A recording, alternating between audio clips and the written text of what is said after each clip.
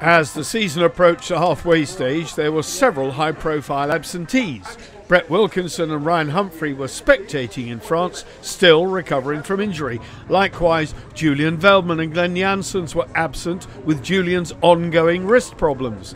But the big news of the weekend was that 10 times champion Daniel Willemsen, following his break with Luc Rostang in the Ukraine, was unable to get fixed up with a suitable passenger and missed the Grand Prix in France completely.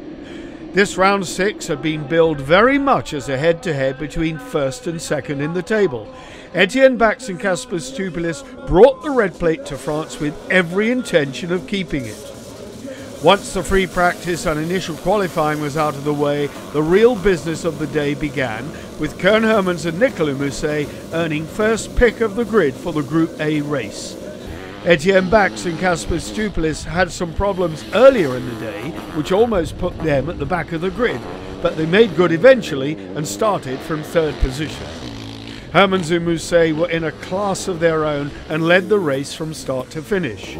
Justin Koiben and Dion Rietman had a great start too, with Stuart Brown and Josh Chamberlain hard on their heels.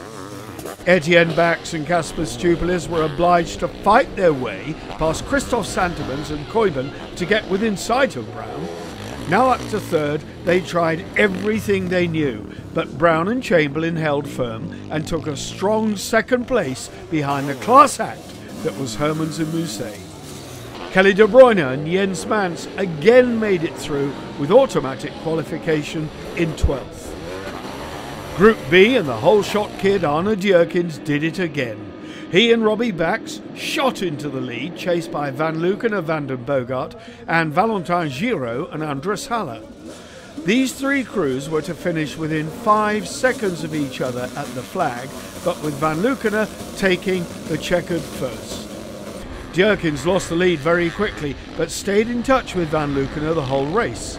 The weather was hot and sunny, with a fair amount of dust for the crews to contend with. Giraud's Mega was working well, and he must have felt good for the 2 Grand Prix races tomorrow. Davy Sanders and Larry Kunas held a solid ride to 4th, with Gert van Verven and Peter Bunk making their way through to an eventual 5th ahead of the local crew Bouquet Manac.